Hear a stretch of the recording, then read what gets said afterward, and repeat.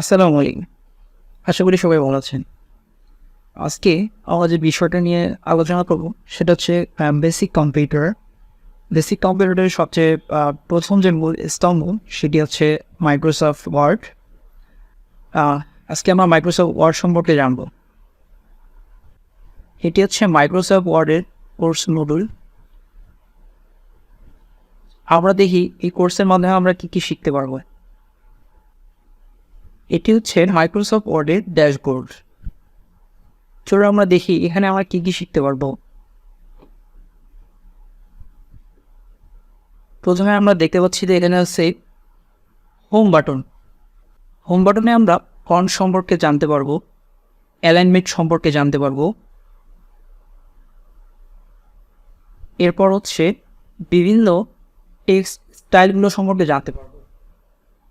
এরপরে আছে editing option. এখান থেকে আমরা এডিট করতে পারবো এবং ওয়ার্ডগুলোকে রিপ্লেস করতে পারবো। এরপরে আছে ইনসার্ট বাটন। ইনসার্টে গিয়ে আমরা টেবিল, কীভাবে একটা টেবিল সাজাতে হয় সেই জিনিসটা শিখতে পারবো। এরপরে পুরো ছবি কীভাবে আপনি নিয়ে আসবেন সেটা শিখতে পারবো। শেপগুলো কীভাবে ইউজ করা হয় সেটা জানতে পারবো। চার্ট তৈরি করতে পারবো। অনেক সময় কোনো প্রেজেন্টেশন তৈরি করতে গেলে অথবা কোনো গুরুত্বপূর্ণ ইকুয়েশন তৈরি করতে গেলে হেডার ফুটার পেজ সব কিছু আমরা এখানে পাবো।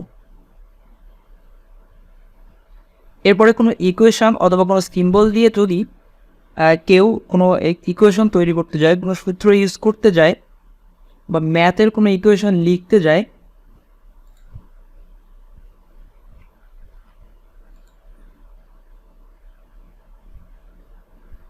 এখানে দেখতে পাচ্ছেন বিভিন্ন ধরনের ইকুয়েশন এখানে তৈরি করা আছে। তো আমরা শিখবো কীভাবে এই ইকুয়েশনগুলো আমরা ইউজ করব।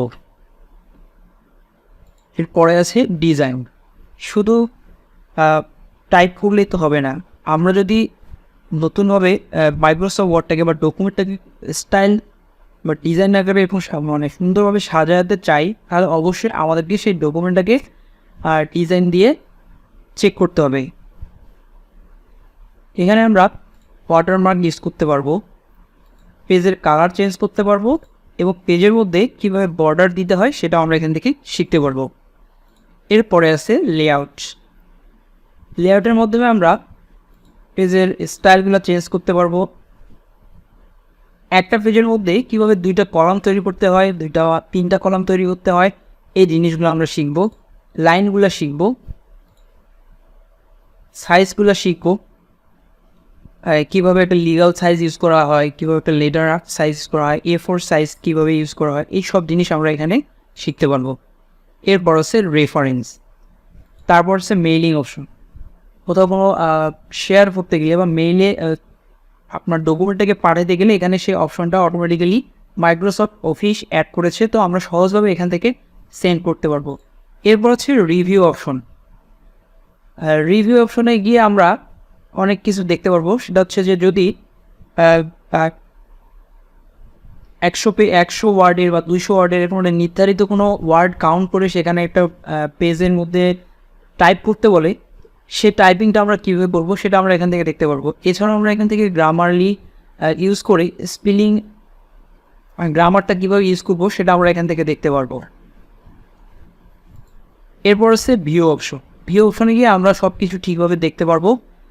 ভিউ অপশনে আমরা খুবই ইম্পর্টেন্ট 3টা জিনিস এখানে আছে। আপনারা দেখতে পাচ্ছেন রিড অপশন, লেআউট অপশন এবং ওয়েব লেআউটস। মানে হচ্ছে আপনি যদি রিড মোডে দেন তাহলে আপনি এখান থেকে পড়তে পারবেন। এরপরে যদি প্রিন্ট লেআউটে দেন তাহলে এখান থেকে টাইপিং অপশনটাতে আসবে, আবার এখানে ওয়েব অপশনটাতে আসবে। আমরা মূলত ড্যাশবোর্ডে যে যখন থাকি তখন সেটা দেখা যাচ্ছে লেআউট, প্রিন্ট লেআউট অপশনে থাকে। ওই 3টা অপশনে আমরা এখানে নিচে দেখতে পারবো। এখানে দেখতে পাচ্ছেন 3টা অপশন আছে। এই 3টা অপশনে হচ্ছে উপরের সেই 3টে অপশন। ওকে, তাহলে এই হচ্ছে আমাদের মাইক্রোসফট অফিস ওয়ার্ডের সম্পূর্ণ বিষয়গুলো। নেক্সট ক্লাসে আমরা কীভাবে মাইক্রোসফট ওয়ার্ড সফটওয়্যারটা ইনস্টল করতে হয় সেটা জানবো, এবং পরবর্তী সবগুলো ক্লাসে আমরা যে কোর্স মডুল আছে সেই কোর্স মডুল আকারে প্রত্যেকটা ক্লাস পার্ট বাই পার্ট শিখব। তো দেরি না করে অবশ্যই আমাদের চ্যানেলটি সাবস্ক্রাইব করবেন এবং আমাদের ভিডিওগুলো দেখার জন্য আমাদের পাশে থাকবেন। ধন্যবাদ সবাইকে।